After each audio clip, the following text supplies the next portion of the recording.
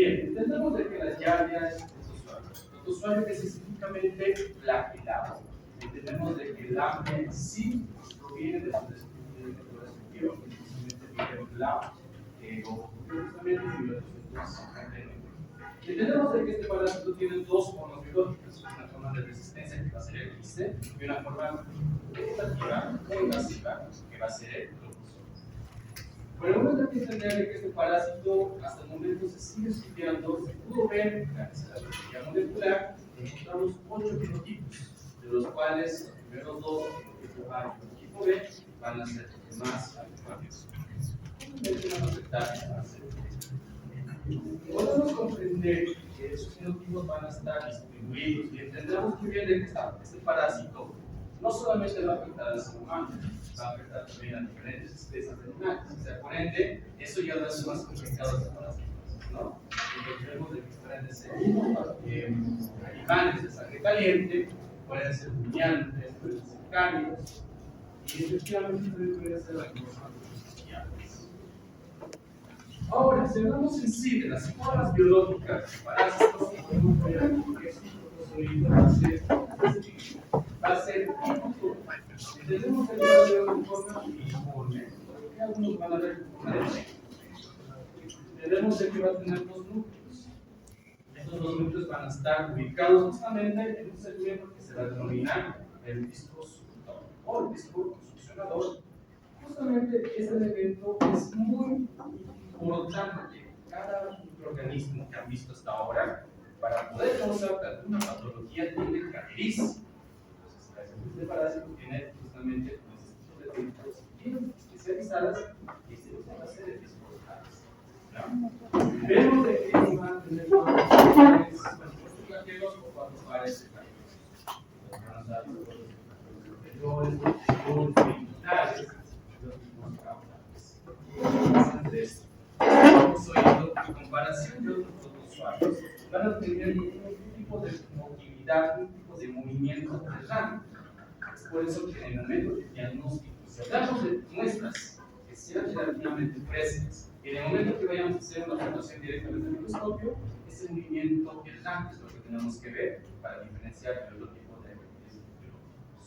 Vemos de que aquí va a tener unos flagelos muy fuertes.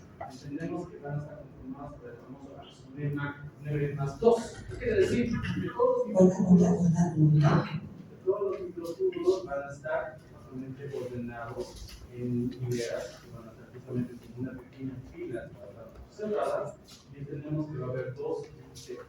Y eso es lo que lo hace mucho más móvil. ¿Escuchan todas las ¿no? Bien, ahora sí, vamos a hablar. Bien, entendamos muy bien que el protozoario sí va a ser medio proba, va a tener una formación convexa, un dorso convexo, y va a tener una piel, por decirlo, que va a ser relativamente cómoda. Vamos a ver atrás.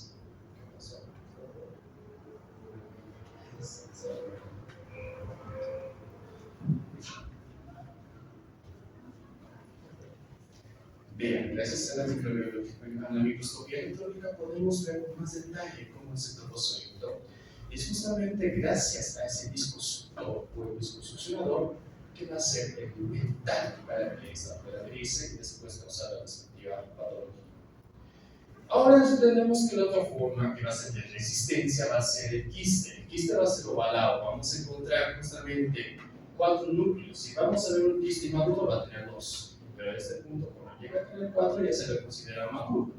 Vemos de que los flagelos que tenía antes, sus restos van a ser justamente esos axonemas que van a estar dando una limitación longitudinal. Por eso en el momento que vayamos a hacer diagnóstico tenemos que encontrar esas formas ovoides y tenemos que ver una línea, que en este caso van a ser representados como los axonemas. Es indicar justamente para el diagnóstico. Y bueno, justamente hay fragmentos que van a salir o van a ser el restante de lo que tenía el disco de succión. Ahora, aquí, a ver, veamos si pueden ver estos movimientos. Vean, no hay patrón, todos van por su lado. Justamente por el hecho de que tiene 8 flagelos, es lo que lo hace bien errante su movimiento. A comparación tricomonas, que es otro usuario, sí que vemos justamente en procedimientos en fresco, vemos de que la tricomonas va a tener como un pequeño mechón, pero en esta situación, mientras aplicamos otra vez, vemos de que va a tener movimientos muy variados, bien, está en todo lado. Eso es lo que vemos de Santa Cruz. Así que podemos ver que todo lado está de patas. El ciclo biológico es monocíclico, efectivamente es vital entender, sumamente sencillo como hospedador. Por ende, haciendo una pequeña hincapié de lo que han visto hasta ahora, yo supongo que la forma infectante va a ser el quiste de Giardia intestinalis o también quiste de Giardia lamblia. ¿Cuál será la diferencia entre quiste de Giardia, bueno, en este caso la Giardia lamblia y la Giardia intestinalis? Son sinónimos. ¿Ya? Entonces, por eso ahora se intenta, y es justamente en la maestría estamos intentando también, reducir el término de Giardia duodenaria, porque se dio de que este parásito, de lo que antes se creía que solamente afectaba el duodeno, afecta todo el intestino delgado. Entonces, lo elemental sería solamente mencionar como Giardia intestinalis. Mecanismos de infección: ingesta de agua contaminada como quiste de Giardia intestinalis, ingesta de alimentos contaminados de Giardia intestinalis, ano boca. Y si actualizamos de las prácticas en la parte de este caso íntimas, vemos de que también el cunilingus es otro factor o otro mecanismo de autoinfección externa. Necesitamos de 10 a 100 quistes para que haya la respectiva parasitosis. Y estos quistes tienen que ser maduros. Entonces, quiere decir que el quiste tiene que tener 4 núcleos. Y entendamos de que cada gramo de esas fecales, ¿cuánto vamos a encontrar? De 1000 hasta 150.000 quistes. O sea, es así mil de transmitido. Podemos ver que esto, por razón, este parásito va a ser uno de los más cosmopolitas, los más conocidos. Ahora, entendamos muy bien. La microbiota nosotros lo tenemos que cuidar. Sus pacientes también lo tienen que definitivamente reconocer que lo cuiden. En otras palabras, evitar automedicarse con antibióticos. ¿Por qué? Varias de estas bacterias, lactobacillus, lectococcus, lactococcus, streptococcus, enococcus, tienen enzimas antigiardinas. A pesar, digamos, que tú te hayas ingerido una cierta cantidad de quistes, pero para que haya una patología tiene que adherirse. ¿Quién evita esa adhesión? Estas bacterias que van a ser propias de su microbiota. Ahora, entendemos muy bien de que para que haya una posible, o en este caso una parasitosis, va a haber cambios a nivel del intestino. Entendemos que va a haber deficiencias discálicas, va a haber acortamiento de los microvellosidades, o sea, las vellosidades que normalmente va a tener el intestino van a desaparecer. Entendemos que gracias a eso, y a eso ahorita las enzimas que vamos a mencionar, va a haber un aumento de permeabilidad, va a haber de agua y cloritos de plasma. Vemos de que también va a haber alteraciones en las uniones estrechas, muy aparte también de encontrar enterocitos inmaduros, vamos a ver que justamente va a haber inestabilidad en la pared de protección. Y asimismo vamos a encontrar también la abortosis de enterocitos. Para que haya primero esta patología tiene que haber la fijación, y eso va a ser gracias a los mismos flagelos que se van a agarrar de los microvellosidades y de, en este caso, el mecanismo de succión por el disco suctor, ¿no? Otras enzimas que ayudan para que haya esta adhesión van a ser las giardinas, las lectinas y la BBP, que van a ser justamente proteínas de superficie. Entonces, ya se coló básicamente, ya se adhirió aquí al intestino. ¿Qué va a pasar? Va a haber producción de las histaminas proteasas, que justamente van a estimular, van a inactivar, van a atacar directamente a la mucina, va a hacer de que el trocito ya no tenga esa capa protectora del moco, va a inactivar básicamente la hemoglobina A, y de esa manera también va a hacer que haya, o va a llamar, o estimular a las interleucinas, en este caso la interleucina 8, que va a ser una de las interleucinas proinflamatorias. En este punto, la inflamación, muy aparte de ser un aspecto protector, también va a ser de doble filo. Y es por esa razón que también va a afectar no solamente, posiblemente, a los trofozoitos, sino también a los enterocitos. Vemos que a largo plazo, ya está bien adherido, va a empezar a producir más enzimas, justamente van a ser proteasas. Justamente gracias a esto, como van a reducir, porque básicamente, ¿cuál es la función del eritrocito? La absorción. Entonces, ya no va a tener vellosidades que faciliten esa absorción, ya va a disminuir la absorción de agua, va a disminuir la absorción de nutrientes, de minerales, vitaminas, electrolitos, pues básicamente ese enterocito ya no va a funcionar. Entonces vemos también que gracias también al llamado de los linfocitos CD8, estos linfocitos CD8 atacan a todo.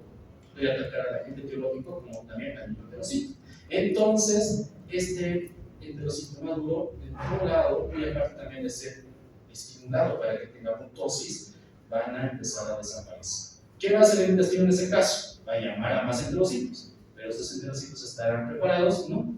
Entonces vamos a ver más presencia de enterocitos inmaduros que en los mismos maduros. Vemos de que también va a atacar por medio de las enzimas exporteasas a las uniones, por ejemplo, son la ocludex, la cabrina, que van a ser elementos que van a mantener intacto, van a estar unidos básicamente los enterocitos de una otra. Como van a estar afectados eso, van a empezar bueno, en este caso, separarse y efectivamente desprendiéndose los mismos enterocitos. Y bueno, ¿qué control también de este trofosforito? Va a afectar, va a estimular las caspasas, y las caspasas van a ser elementos que van a estimular a la apoptosis. O sea, vamos perdiendo hartos enterocitos. Básicamente, esto es simplemente un recuento de todos los fenómenos que pasan desde que la llave llega hasta que ya no hay enterocitos. Bien, patogenias de Giardia ya no son. Ahora vamos a ver de otro parásito, entamoeba histolítica. La entamoeba histolítica va a ser igualmente un usuario. A diferencia de la Giardia tiene flagelos. Esta no va a tener ningún flagelo, simplemente se va a hacer su movimiento, su relación por medio de pseudópodos. En los pseudópodos simplemente van a ser la variabilidad o la misma modificación de la superficie celular del mismo parásito para que exista precisamente esa formación de piecitos. Entendemos de que la histolítica va a ser la principal patología. Vamos a encontrar otras similares, la Sparta, Mann, Cole y Moshkovsky, que son considerados comensales, no son considerados saprófitos. Ahora, aquí es preciso conocer el mismo fosforito como también el quiste, que van a ser las dos formas biológicas de este parásito. Entendemos de que el fosforito va a ser la vegetativa, entendemos muy bien que vamos a encontrar posiblemente un núcleo, como también vamos a encontrar un posible eritrocito, porque la entamoeba histolítica como tal es hematófaga, quiere decir que va a agarrar y va a comer eritrocitos. ¿Ya? Ahora, es preciso entender que diagnosticarlo así es muy complejo, es muy difícil. Solo cómo podemos saber si es histolítica o no con biología molecular. Si hacemos observación ahí, no podemos decir que hay entamoeba histolítica. Entonces, una clave que ayudó mucho en su momento es el movimiento. Y lo interesante de que la entamoeba histolítica tiene un movimiento depredador. Cuando es depredador, es un movimiento lineal. Entonces, eso es lo que se va a ver en el examen en fresco, un trofosforito que tenga un movimiento lineal. Obviamente, tampoco vamos a dar un diagnóstico certero diciendo que es entamoeba histolítica, sin embargo, vamos a poder decir de que hay presencia de una ameba sospechosa. Tenemos que buscar también este tipo de formas biológicas para hacer el quiste. El quiste, a comparación de otros trofosforitos, de otras amebas, estas van a tener 4 núcleos máximo. Va a tener de 1 a 4, van a ser pequeñas, pero la pregunta es cómo diferenciamos esta de una Harmani, cómo diferenciamos esto de un Spark o de un Moshkovsky. No podemos. Efectivamente, entonces el diagnóstico, el reporte de un laboratorio que esté bien implementado con controles de calidad, tiene que decirle un quiste del complejo entamoeba histolítica, Spark, Moshkovsky. Si le dice entamoeba histolítica sin haber hecho biología molecular, hay que dudar de ese resultado. ¿Listo? Entonces vemos las diferencias. Efectivamente, la histolítica como tal vamos a encontrar superior a PIS, en cambio las demás van a alimentarse superiormente no solamente de bacterias. Igualmente vamos a ver que el ciclo va a ser monocémico. Entendemos que aquí el apoyo infectante va a ser el quiste maduro. ¿Maduro qué quiere decir? Que tiene 4 núcleos, ¿no? Entonces va a ser el quiste maduro del complejo de entamoeba histolítica, Spark, Moshkovsky. No podemos decir solamente de entamoeba histolítica por fines diagnósticos. Igualmente va a ser que de alimentos contaminados, agua contaminada. Ahora aquí depende mucho de la microbiota. Si el paciente tiene microbiota, va a necesitar más quistes para que haya parasitosis. Si su microbiota está alterada, tal vez incluso solo con un quiste que puede causar la parasitosis. Cada paciente es diferente. Igualmente vamos a ver que tiene que haber adherencia. Eso va a ser por medio de la lactosa que viene a ser la lactosinasa. Vemos de que también los fosfoglucanos van a estar bien adheridos para que este parásito pueda adherirse. ¿Y qué es lo interesante de este parásito? encontramos enzimas histolíticas. Van a destruir, en este caso, su acción patógena histolítica, que significa destrucción por medio de enzimas. Entonces vemos de que aquí encontramos varias proteasas que en un momento de contacto se dan más que todo de las bueno, en este punto, unos proteasas especiales que van a empezar a afectar, van a empezar a producir poros en el enterocito afectado y lentamente van a abrir. Y lo característico de la meiosis es de que va a ser una lesión en forma de cuello de botella o en botón de camisa. En donde a la vista, si hacemos una observación de una endoscopía aquí, va a ser simplemente un puntito, pero en el fondo vamos a ver que va a estar irradiada una submucosa esa lesión. Entonces, si encontramos más lesiones de ese estilo, vamos a ver que el mismo moco va a desprenderse. Es por eso que una característica de encontrar el paciente, y esto mi doctor lo va a profundizar, es encontrar moco. Blastocistitis. Blastocistitis como tal es un parásito antiguamente conocido como una levadura. Es uno de los organismos más controversiales que hasta el momento lo seguimos todavía debatiendo. Van a hacer su reformulación taxonómica frecuente, pero lo interesante es de que lo correcto ahora ya no es solamente hablar de la blastocitis hominis, sino que tenemos que hablar del género blastocitis europea. Entonces, ¿por qué? El hominis no es la única que puede afectar al ser humano. Ahora, aquí, según ya gracias a la biología molecular que actualmente, gracias a COVID, lo hemos implementado y en todos muchos laboratorios tenemos, ya hablamos de subtipos. Y este subtipo lo agarramos justamente del ARN mensajero que va a tener este parásito.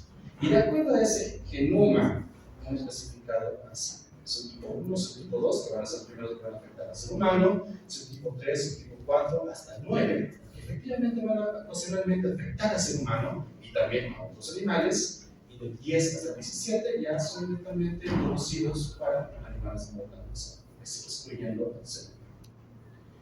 Van a tener muchas formas, incluso hay debates en esto. Va a tener una forma vacular que incluso va a aparecer como una pandereta, porque va a tener unas pequeñas precipitados por la región periférica. Han visto que también tiene una forma glandular, como también tiene una forma ameboide y una forma de resistencia quística. Entonces, eso parece por el momento.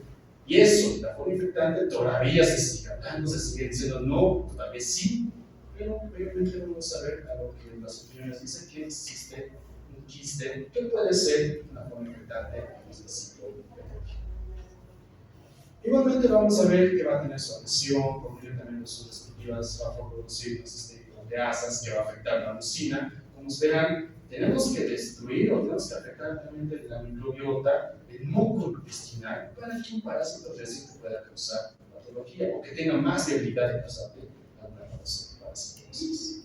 Y efectivamente también va a llamar a las interleucinas, que efectivamente las interleucinas tienen funciones protectoras, pero el parásito utiliza estas para que haya inflamación. Bien, vamos a mostrar. Bien.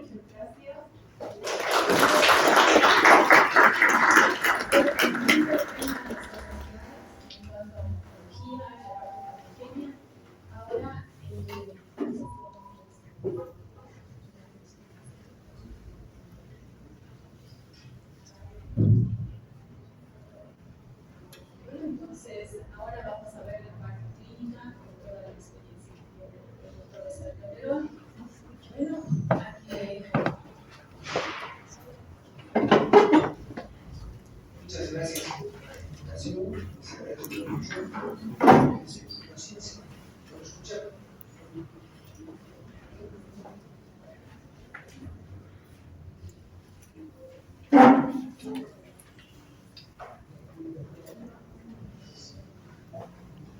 Bueno, les voy a empezar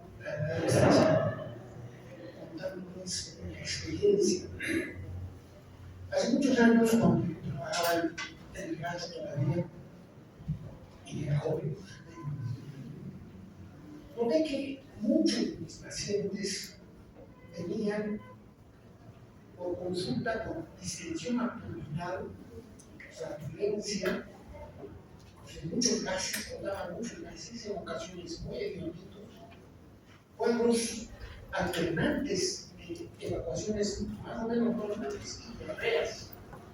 Logró mover el súper complicado, o sea, por encima del ombligo, eructos y mareas.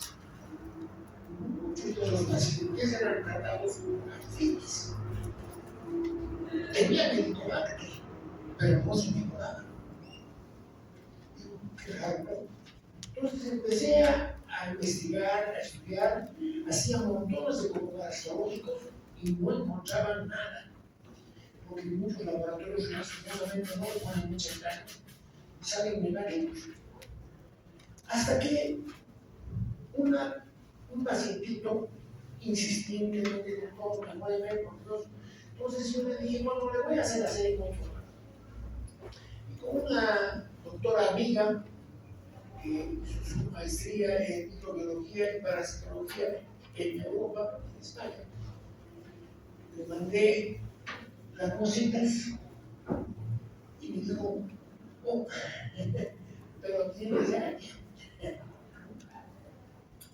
Entonces resulta que retrocedí y empecé a investigar. Y en base a eso, esa es la clínica de los pacientes que tienen ya. Les voy a presentar primero una especie de historia clínica, pasar a la primera. Entonces, una paciente femenina de 44 años que acabo de ver hace una semana. Tenía dolor abdominal mente supraumbilical, que no es lo mismo que decir epigástrico. Vamos a aclarar un poquito la semiología también, porque ardor no significa acidez, no significa necesariamente que el ácido esté provocando la lesión. Cuando ustedes se queman la lengua, les arde, ¿no es cierto? Cuando traen un capi caliente, se queman el esófago, les arde. Cuando se inflaman los intestinos, también arde. Y no tiene nada que ver el ácido. O sea que cuando un intestino con inervación metabólica, el intestino delgado se inflama, arde por encima del ombligo. Ya, eso quiero que recordarles la semiología porque es importante. Entonces, cuadros frecuentes de pirosis, o sea, vinagreras, eructos, hinchazón de vaselina, y cuadros frecuentes de diarrea líquida sin muco ni sangre, ni tenis, solamente diarrea. Pero era intermitente la cosa. Lo más interesante es que estos síntomas se pasan cuando la persona entra al baño y botanesis. O sea que eso nos dice como síntoma guión, síntoma perfecto, que el problema era intestinal. ¿Ya? El cuadro clínico de 4 años de evolución, caracterizado por distensión abdominal, postprandial, recurrente abdominal difuso, síntomas que aparecen post-ingesta de lácteos, harina de trigo y frutas muy azucaradas. Oh, ¿qué pasó acá? ¿Qué tiene que ver la leche de la harina?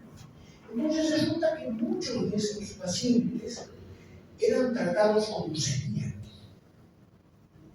Enfermedad celíaca, casi porque la harina de trigo les hace mal, el pan y el fideo les hace mal. Pero los estudié para la enfermedad celíaca y resulta que no tenían antigliadinas, antitransaminasas, antitransglutaminas, ¿no? Sí. Las enzimas específicas para el diagnóstico de enfermedad celíaca. No tienen, pero se comportan como si fueran celíacos, ¿no? No tenían antitransaminasas, inmunoglobulina negativas, nada, no pasaba nada. Entonces, en general no tenían otros antecedentes de enfermedad, no tenían fiebre, etc.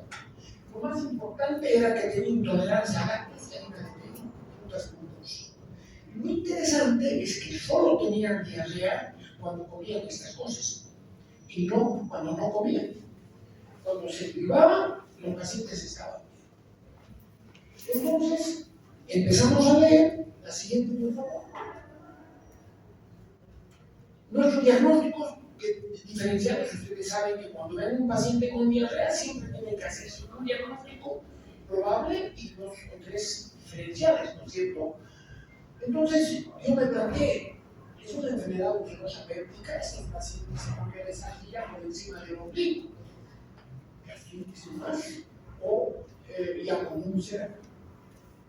Tendrían intolerancia a la lactosa, pero es una palabra bien rara, ¿no? Intolerancia a la lactosa quiere decir intolerancia a la lactosa. Pero una mala digestión o un síndrome de intestino irritable, porque a cada rato hay diarrea. Entonces, resulta que estos eran los diagnósticos diferenciales para la siguiente, por favor. Entonces, empecé a estudiar la intolerancia a la lactosa. Empecé un poquito más. Resulta que se produce por una incapacidad del intestino que le bajó y llevó para digerir la lactosa y otros disacáridos, o sea, azúcares dobles. La insuficiente digestión de disacáridos provoca SIBO, o sea, sobrecrecimiento bacteriano intestinal. ¿Por qué? Porque ustedes saben que cuando nosotros comemos azúcares, almidones en general, producen un proceso de digestión en el intestino, se deshacen en pedacitos chiquititos y se absorben. Y muy poquito queda en el intestino delgado distal y en el colon. Pero si queda mucho porque no se digirieron bien, o sea, no se deshicieron bien y por tanto no se absorbieron, es comida para la flora intestinal. Entonces la flora de abajo invade hacia arriba y aparecen las bacterias de colon, de hilo terminal, en el yeyuno, en el duodeno. Entonces resulta que como estas bacterias son fermentadoras y tienen alta comida y las bacterias no tienen un poquito de anito, su forma de eliminar el cecino es con gases. Entonces, cada vez que estos pacientes tienen insuficiencia de la secreción de lactasa, no digieren bien la lactosa o la harina de trigo, y entonces tiene alta comida y las bacterias agonizan. Entonces, esos pacientes se les hincha la barriga. Esa es la intolerancia a la lactosa. Y son síntomas que se alivian temporalmente por la eliminación de gases y heces, por supuesto. La siguiente, por favor. Entonces, hay varias formas de intolerancia a la lactosa.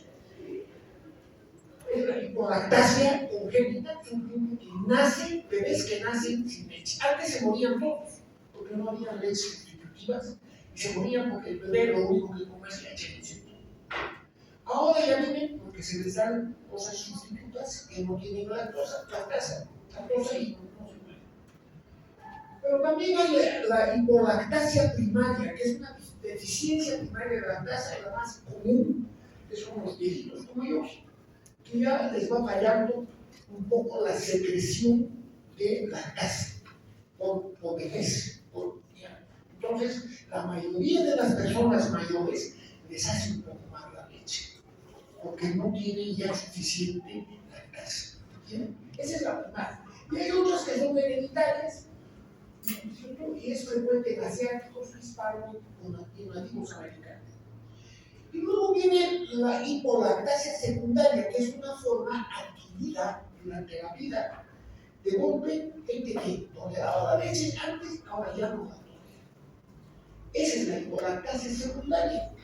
Ocurre como resultado de enfermedades o lesiones del intestino delgado, especialmente el duodeno y el yeyuno, que dañan las células productoras de lactasa. La siguiente. Entonces, la digestión defectuosa de lactosa es la intolerancia a carbohidratos más común. La lactosa, para que sea digerida y posteriormente absorbida, es necesario que sea hidrolizada en sus monosacáridos constitutivos, que son la galactosa y la glucosa. La lactasa es una disacaridasa, o sea, presente en la superficie apical del borde del sentido de los enterocitos y también microvelocital del intestino delgado, que muy bien nos ha explicado el doctor. Está mayoritariamente en el modelo de metilino proximal.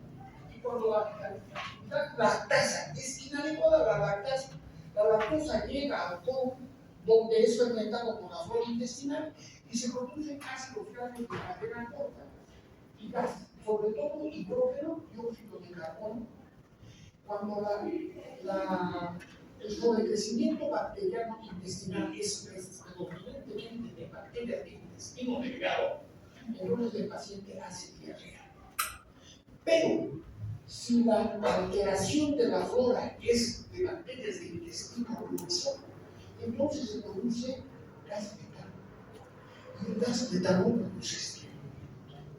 Entonces resulta que también hay pacientes con este hecho que no tienen diarrea, tienen estreñimiento, pero gases efectos, porque el gas metano es bien estreñimiento. Vamos entendiendo la clínica del caso. La siguiente, por favor.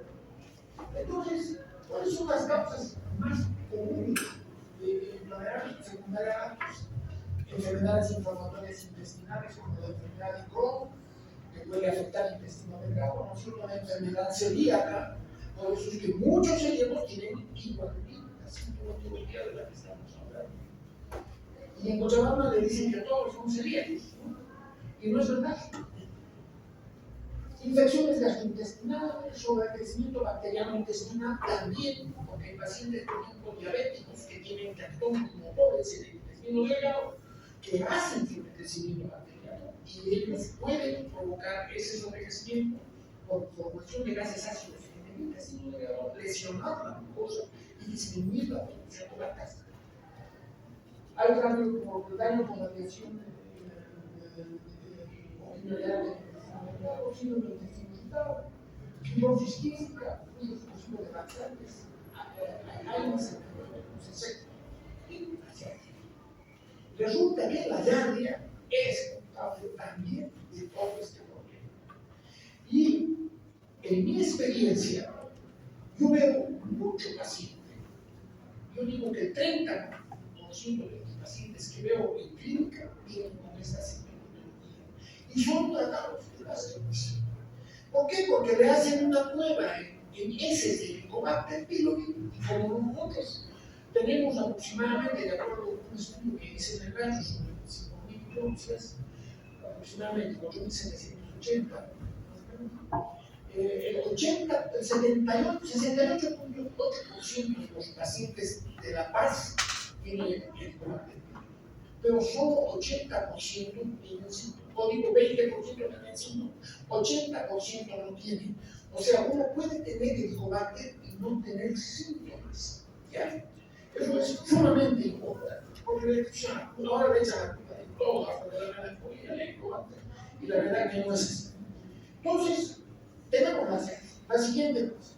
Entonces, todos estos otros protozoarios también pueden provocar diarrea, como ya nos ha hablado.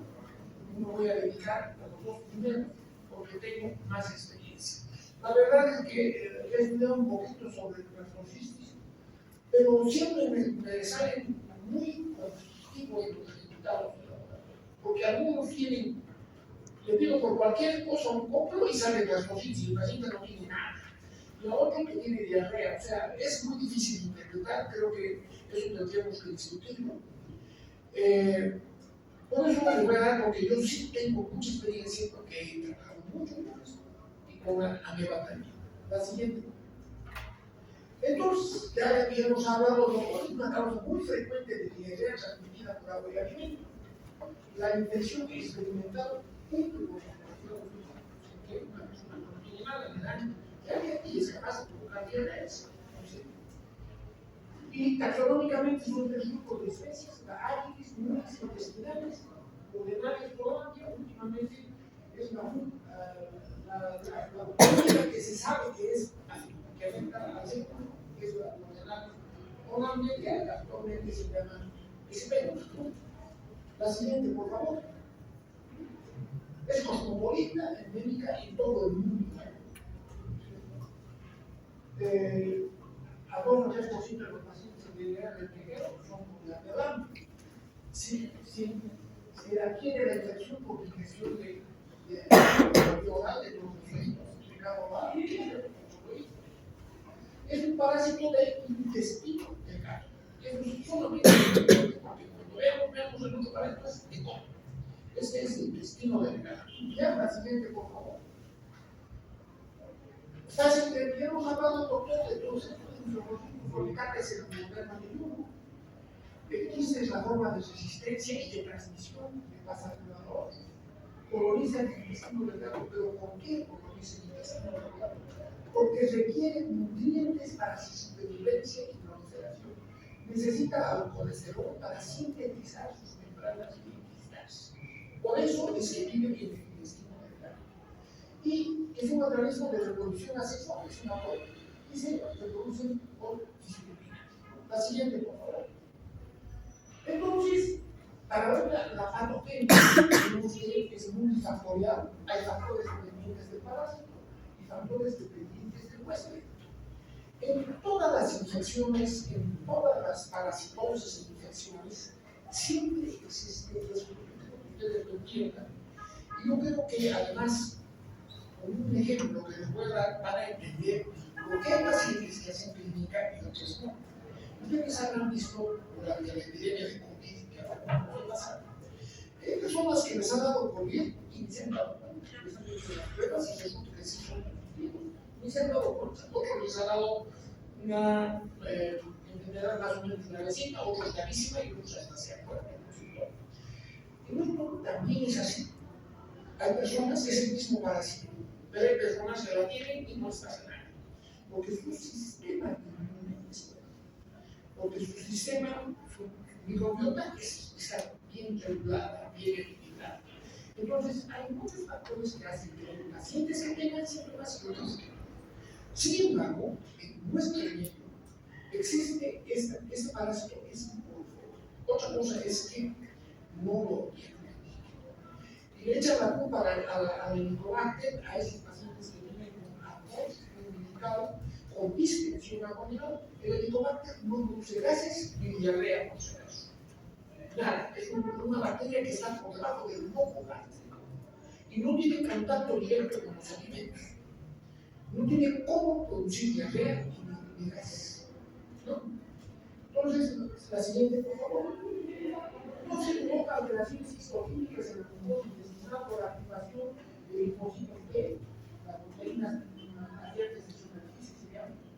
Provoca atrofia de las velocidades, disminución de la actividad de producción de disacaridasas, lactasa, protasa, etc. Eso es lo más importante, porque esta bacteria, ese es el mecanismo fisiopatológico porque produce más diarrea. Es verdad que produce inflamación de la mucosa, pero por eso no produce diarrea. La diarrea es porque el paciente no digiere bien los disacáridos, provocando la producción de excesiva cantidad de gases o excesiva colonización bacteriana que sube desde abajo hasta el intestino delgado superior, donde hay mucha comida y donde hay mucha producción de gases, y esos gases son ácidos que producen aumento de la peristalsis, inflamación de la mucosa. Por eso es que estos pacientes no comen lácteos, no comen harina eléctrica, porque si solamente fuera con acción de parásito tendrían que estar con diarrea todo el tiempo, y no es verdad. Cuando hacen dieta no tienen diarrea. ¿Entienden? La siguiente, por favor. Otro factor que me indica allá es disminución de la función de vitamina B12, alteración del transporte de glucosa. Y saben que en el intestino delgado hay mucha de la función de agua se hace porosos, ¿no? Atraer a glucosa. Alteración de la función de decidosa, reducción de la función de soportos. Y segrega sistema proteasa IgA1 que inhibe la secreción de inmunoglobulina. La siguiente, por favor. Y dependiente del huésped, depende de nuestras defensas, inmunodeficiencia moral, déficit selectivo de inmunoglobulina A, desnutrición calórico-proteica con disminución de enterocitos en las velocidades intestinales. Esas personas también tienen más facilidad de tener enfermedad. Y lo más importante, la distribución, o sea, la alteración de la flora intestinal. Pero es muy importante, porque nosotros en nuestro medio le damos antibióticos a todos y por nada, usamos excesiva cantidad de antibióticos por vía oral. Para cuando tiene gripe, exageramos y ponemos así, ¿no? El paciente le hacemos pomada a la flora intestinal y el paciente tiene un virus que no le hace nada, la citrocontamina. Porque usamos demasiado omeprazol. ¿Qué tiene que ver el omeprazol? El omeprazol inhibe la secreción ácida, el gástrico. ¿Y qué hace el ácido? El ácido es el principal desinfectante de la vejiga. Entonces, si ustedes a un paciente con diarrea le dan un omeprazol, están facilitando la entrada de más bacterias y alterando más sus microorganismos. Y estos son los pacientes que activan la vigilancia de la salud. Es solamente la siguiente cosa. Si están un poco cansaditos, díganme, son muy largos, ¿no? Depende en gran medida de los factores inmunes del huésped, de la virulencia del caso y factores medioambientales. La mayoría de los pacientes dice que no tiene síntomas. Yo acá veo mucho paciente con esa sintomatología y ustedes, cuando ya ejerzan, para acordar de mí, van a ver mucho paciente con intolerancia. El periodo de incubación de la enfermedad es de 35. La siguiente, por favor. Muy bien, ya les he hablado de todo muchísimo más importante la diarrea, que es estreñimiento, puede haber, si es más metano, que se produce con mayor cantidad, porque son más las bacterias de todo las que hay aumentadas. Esas bacterias son todas de gas metano, el gas metano produce ácidos intestinales y provoca estreñimiento. Se llama ahora estreñimiento metanotérico, así se llama actualmente. Bueno, pues muchos gases que se rodean, buen olor, infección abdominal, fatiga, falta de apetito, cansancio, pérdida de peso, falta de sangre muy rara vez, fiebre extremadamente grave, no hace fiebre casi. ¿Cómo se hace el diagnóstico? El doctor ya nos ha explicado. Actualmente los métodos de contra inmunodeficiencia, inmunofluorescencia y la revisión con PCR, que es muy importante. Y lógicamente también la visión de parásito. La siguiente, por favor. ¿Cuál es el tratamiento? Pues son microimidazoles. El metronidazol, el quinidazol, el omeprazol o el ceftriaxona, cualquiera. Yo últimamente estoy notando mucha resistencia al metronidazol. Y he tenido muchos pacientes que han resistido. No tanto al quinidazol y al ceftriaxona, que lo suelo usar en dosis doble por 3 días. 2 gramos cada día después del almuerzo, van bastante bien, pero le agrego mitazoxanida al paciente. O en pacientes, he tenido pacientes que han estado con diarrea y han sido tratados de todo, estos pacientes con diarreas indolentes, con estos síntomas, 10 años. Hay una paciente que tenía diarrea y lo único que se ha curado ha sido con furación abdominal. 100 miligramos cada 6 horas, 7 días, descansando una semana y otra vez. La furasolidona no existe en otro medio, pero sí hay en el desarrollo. Y es barata, cuesta 120 pesitos, 60 comprimidos, con 58 estamos servidos, son las 2. Pero no es mucha plata, lo difícil es ir a hacer desarrollo. Pero se consigue, les doy el dato, porque he visto mucha resistencia. Alguna preguntita terminamos ya.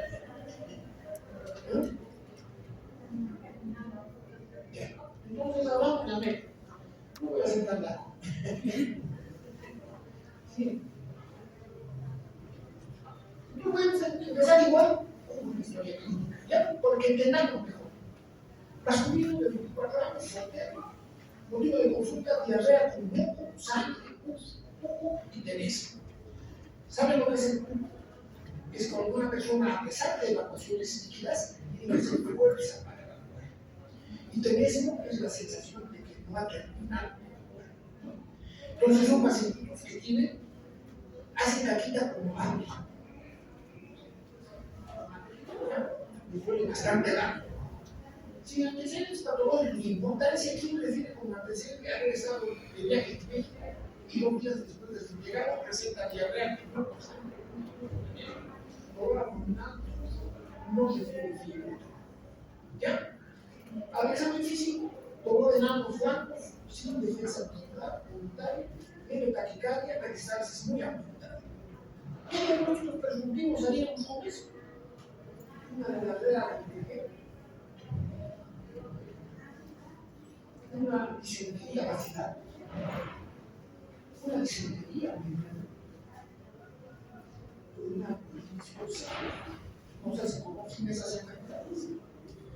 ¿Qué diferencia hay entre una diarrea y una disentería? La diarrea es una diarrea que puede tener o no, pero casi siempre es más explícita. No tiene sangre. La disentería es una diarrea que tiene estos síntomas: sangre, moco, pus, tiene pus. Por eso se la ve como apio, que es entre rojo y blanco. ¿Me entienden? Esos son los síntomas típicos. O sea que si un paciente a ustedes les viene con diarrea y el cuco dice quistes de peristalítica y no tiene disentería, es una enfermedad que se dispara y no es una enfermedad histórica. Para que la enfermedad histórica sea patógena, es invasora. Eso yo me he formado en mi especialidad en México, la antigua marcha. En México, no teníamos pacientes porque además es capaz de impedir órganos, es capaz de impedir el hígado, etcétera. Accesos secundarios. Hemos incluso frenado accesos pericárditos. Entonces, la nueva es simple invasora. La patógena es, como hemos explicado, emite cerebro, come tejido. O sea, la meba cuando está haciendo daño, hace 11 gases de todo. No puede haber un paciente con amibiasis que solo tenga diarrea. Esa meba está calumniando. Es una dispara, no está haciendo nada. Solamente es un quiste. Ustedes tienen que ver, la autoriza tiene que decir trofosfoidos y también hematofagus. Tiene que decir que tiene troncos rojos en el siguiente. Entonces, decir, y además tiene que haber hecho API, tiene que haber dado una evaluación así. Si no es así, está calumniando. Ahora no es así, no está produciendo nada. ¿Entienden? La siguiente, por favor. La disentería es una enfermedad infecciosa intestinal que se caracteriza por diarrea severa, con sangre, moco, fiebre, o abdominal, con la fiebre lo vamos a dejar para otra, causada por diversas bacterias parásitas. Es importante destacar que el término disentería engloba diferentes formas de infecciones intestinales, siendo la más común el fenómeno y también es yo hice un trabajo hace muchos años en el Castro de pacientes y con el enlace, y yo le pregunté cuántas entabebas históricas había cruzado en el 80 que habían recolectado que le habían dado las diferentes laboratorios a la enlace y ninguno era de histórico. Eran disenterías vasculares. Unos años después, cuando ya no estaba haciendo el estudio, recibimos 2 o 3 casos que se generaron de disentería americana, pero todos habían estado en un asilo jurídico. Ninguno era oriundo de aquí de La Paz que haya hecho disentería mediana en La Paz. Ni en La Paz ni en el origen de Potosí no existe la disentería histórica. Es decir, por lo menos así que conozcan diarreas disenterías. Yo nunca he visto, he trabajado 40 años en el campo, disenterías americanas, no he visto. Disenterías vacilares, muchísimas, pero americanas no. Pero les cuento por qué. Porque van a haber disenterías y ustedes tienen que tener una composición de lugar de problema. Si están viniendo de zonas tropicales, probablemente sean viviendo, porque es más frecuente en zonas tropicales que en la altura de la casa. La siguiente. Entonces, como les digo, hay muchas causas. La siguiente, por favor. La mediasis es un patógeno frecuente en zonas tropicales, causa diarrea, disentería. Hay un profesor mío en México que decía, la mierda hace todo lo que hace, porque nosotros veíamos mucha gente que moría con la mediación, pero que no obviamente. Son dos especies morfológicamente iguales, o sea, si vemos en el microscopio son idénticas. Son la histórica y la historia. Hay otras más, pero esas parece ser que pueden ser identificadas por algunas características. Pero estas dos son idénticas. Las siguientes, solamente que la dispar no hace nada, la otra sí. La siguiente. Pero también fue descubierta en 1873, en 1925, por uso que existían dos especies distintas. Cuando yo estaba en México la llamábamos la cepa Laredo, la cepa de dispar. Era la cepa Laredo la que no hacía daño. En 1978 sabían que introdujo la variante de y una norma orgánica de que demostró que realmente eran dos especies diferentes. Y en 1997 la Organización Mundial de la Salud recomendó que se diferencien las dos especies para efectos de diagnóstico. Así que, pero no tenemos es una pena, pero es que no. Así que, dos formas de explicación es que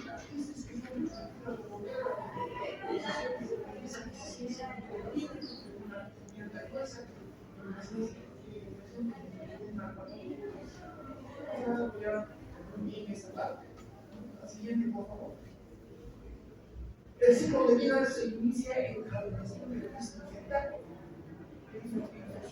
La barrera química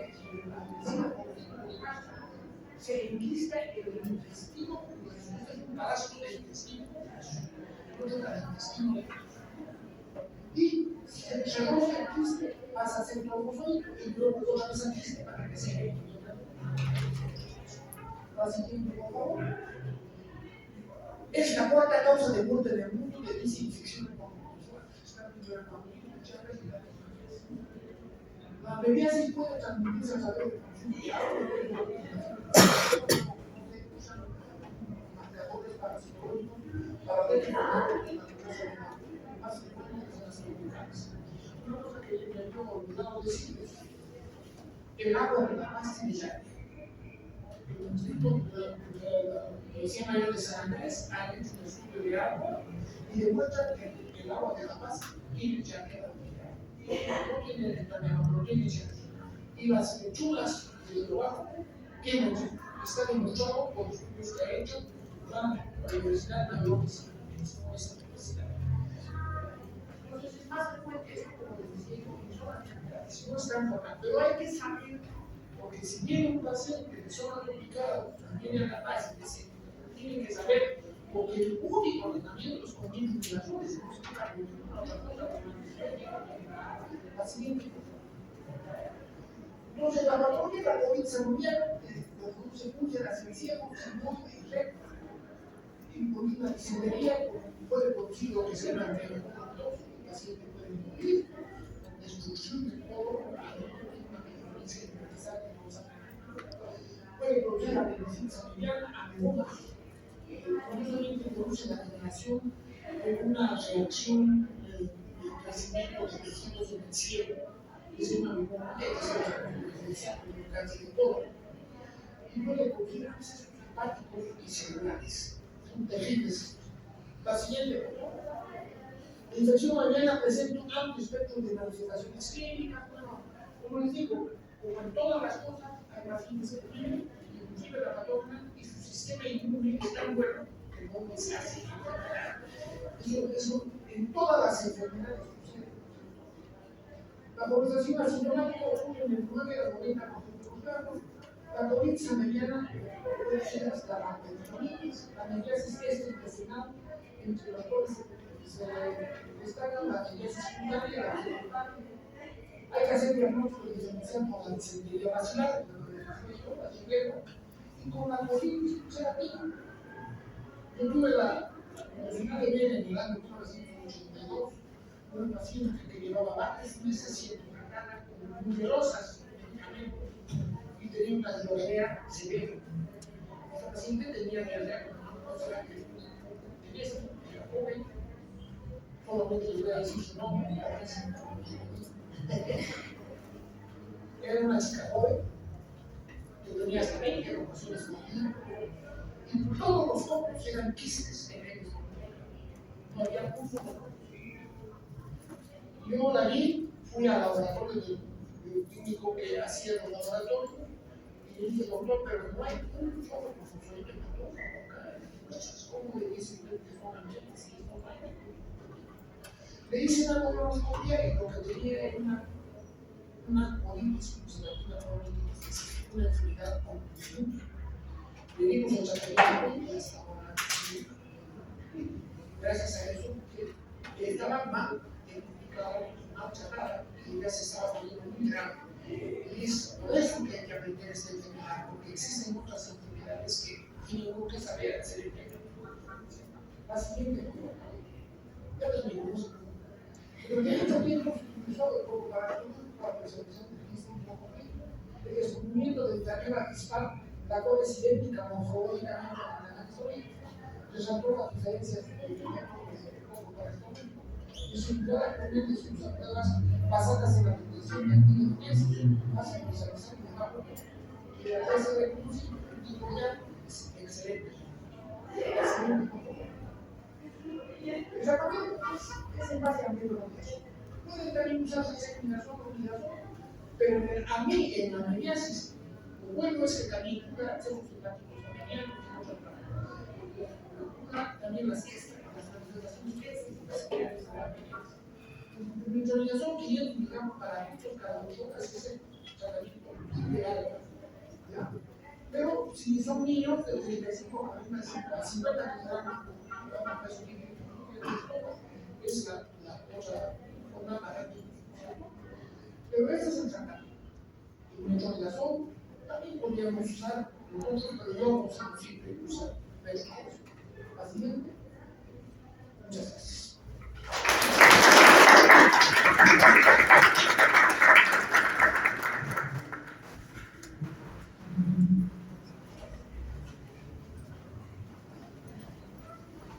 Muchas gracias, doctor. Bueno, ahora sí, por favor. Bueno, ahora vamos a seguir con un ronda de preguntas y algunas discusiones que tenemos. Les pido por favor las preguntas, queridos alumnos. Bueno, para presentar simplemente alguna pregunta que tengo es respecto a los mecanismos de evasión confidencial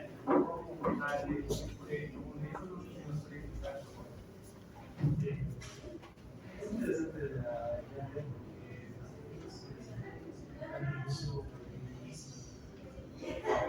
todavía sigue siendo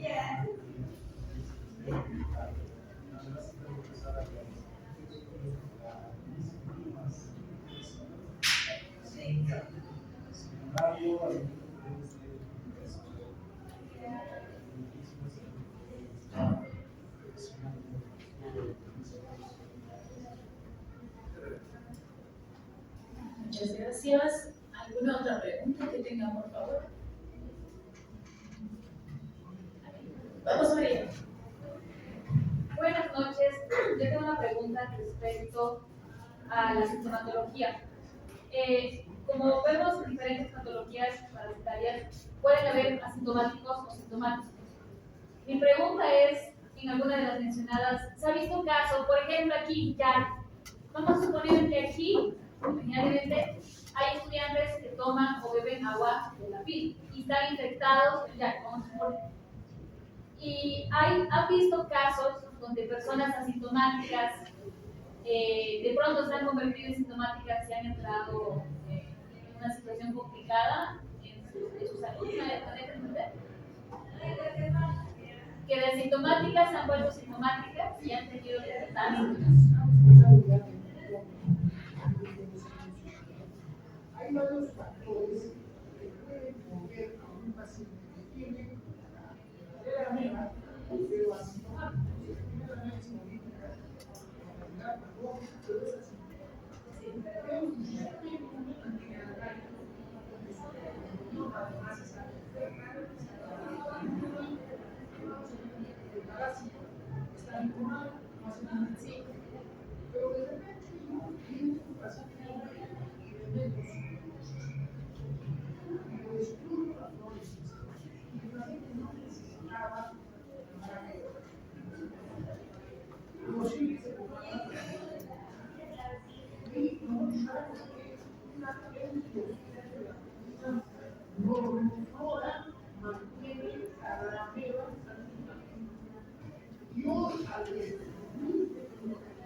persona está con ello que va a estar bajo el sistema muy bajo. Yo le digo la prueba, el paciente puede empezar a tener. Yo le digo, sí, esa diarrea, como diga, no, es una cosa que me da un poco sangre. Yo lo que está haciendo la vida. Ahí lo que está hay una alteración en su sistema inmune. La otra que es, realmente ahora sabemos que una que tiene mucho más consciente. Un sistema que regula el sistema inmune. El sistema ahora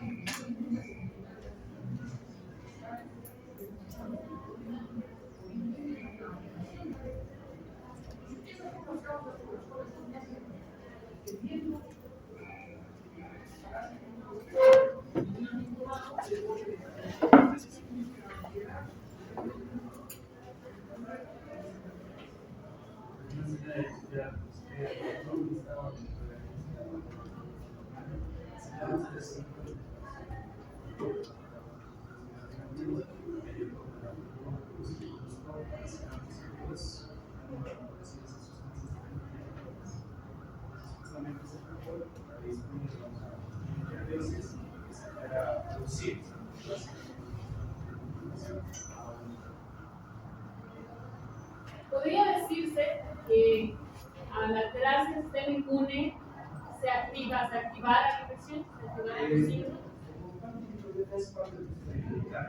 Para otros factores podemos ver, ahí podemos ver la expresión misma de una infección primaria o una secundaria de infecciosas, enfermedades. Más aún ahora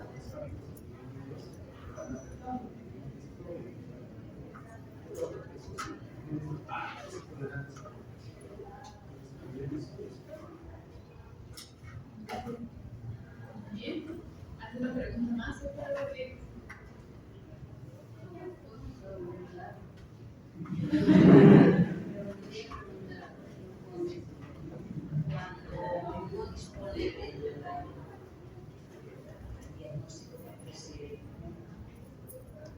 ¿Cuál es una segunda opción para darle diagnóstico uno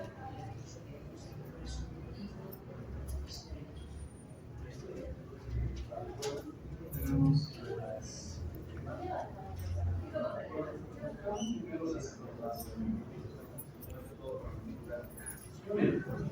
pero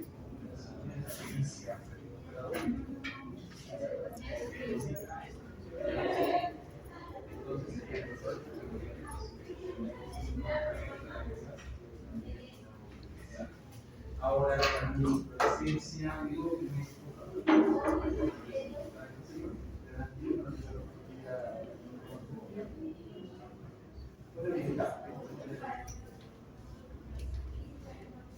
la búsqueda de es la gestión la resistencia la función económica encontrar los mismos proyectos pero es su necesidad también de encontrar los mismos pero en un caso de ya negra una necesidad alta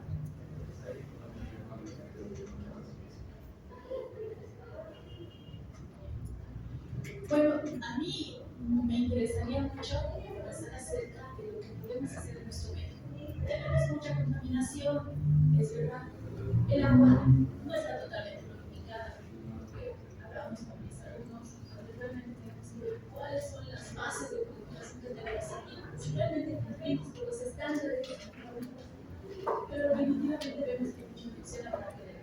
¿Sí? Se supone que se indica un protocolo de desparasitación 2 veces al año. Sería la mejor opción a los 2 doctores para poder hacer una buena desparasitación.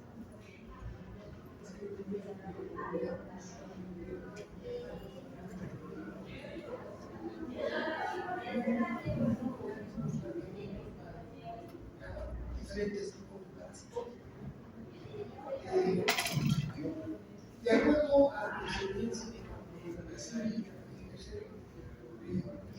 afortunadas muchísimos, porque antes veíamos mucho más parásitos.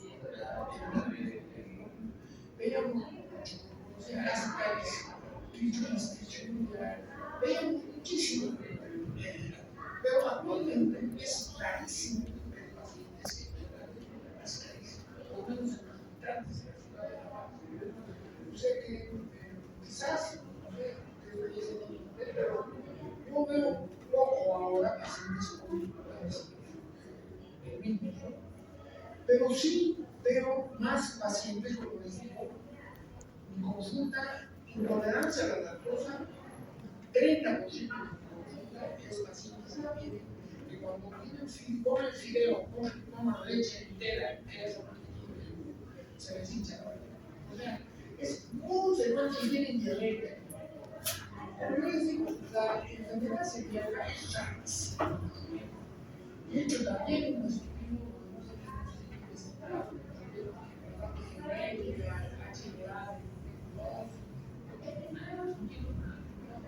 tiene la biopsia sacó más hay muchos soluciones. La mayoría de los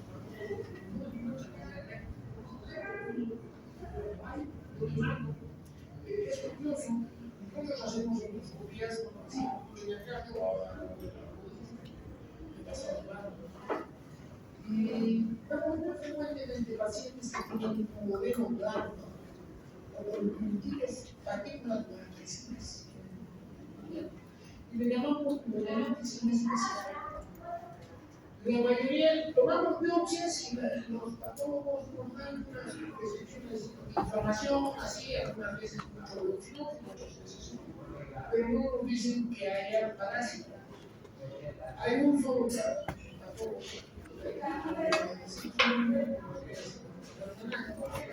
Pero cuando yo le mando, estoy haciendo una investigación. Es verdad que hay unos pacientes que tienen atrofia renal, no sé por qué, pero tienen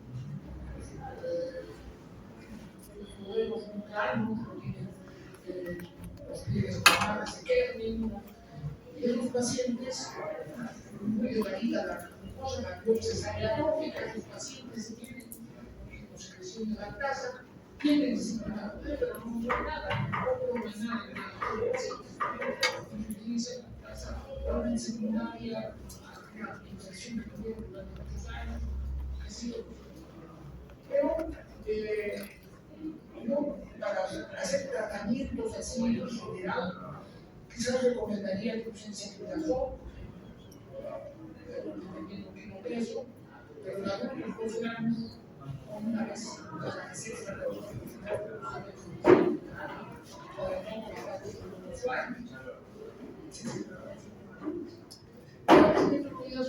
porque hay que dar mil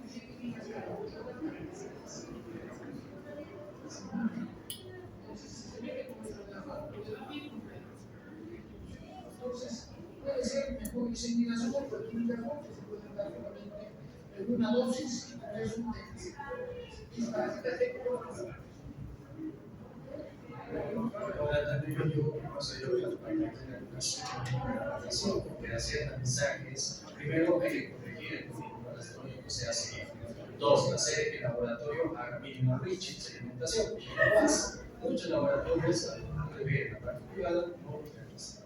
Entonces ahí tenemos varios fallos. Dos, el tratamiento, no, aunque fuera más el caso de distribución de parasitología, recomendado en las horas y a todo dar. Entonces, lamentablemente no puedo quitar las cosas.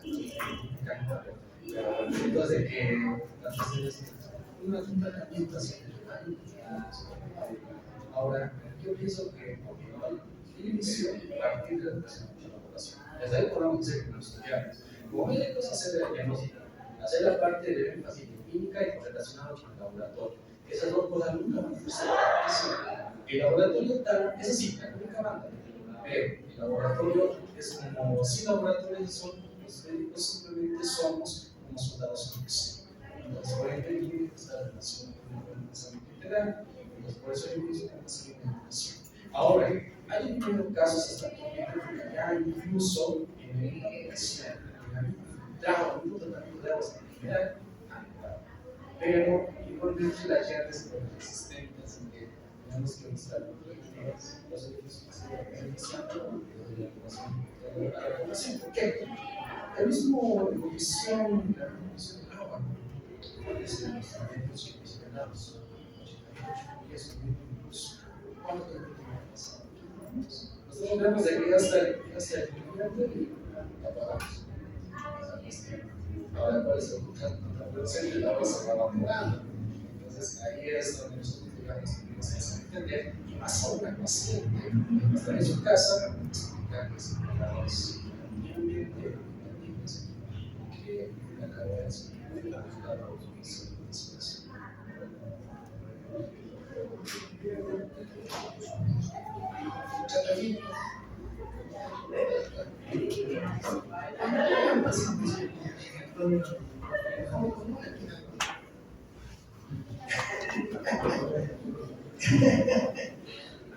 ¿Sabe qué pasa? Si el paciente no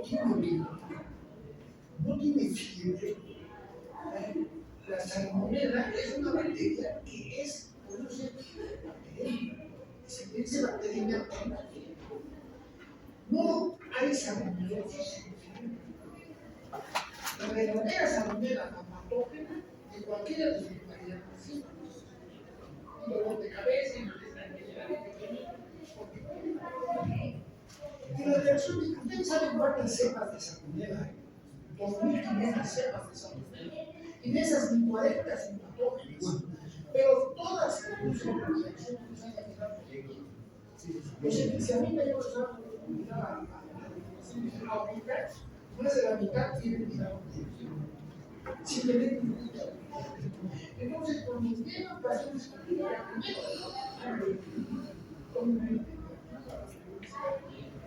la verdadera salmonela produce fiebre, ¿cómo se llama?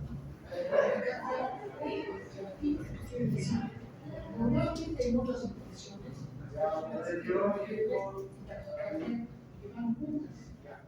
En cambio, la fiebre tifoidea puede tener 39 de temperatura que son grados, con lo que tiene que en otras infecciones tiene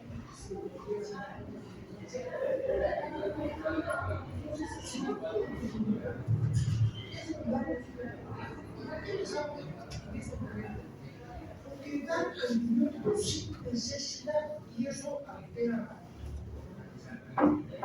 Y eso nos puede mostrar que el parásito o influencia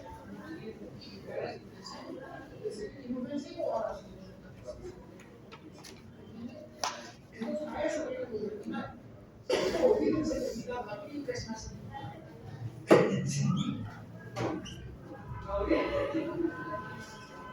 Bueno, señores estudiantes, en realidad todo lo que tocamos aquí respecto a la parte clínica es que son detalles que tienen que ver sus pacientes.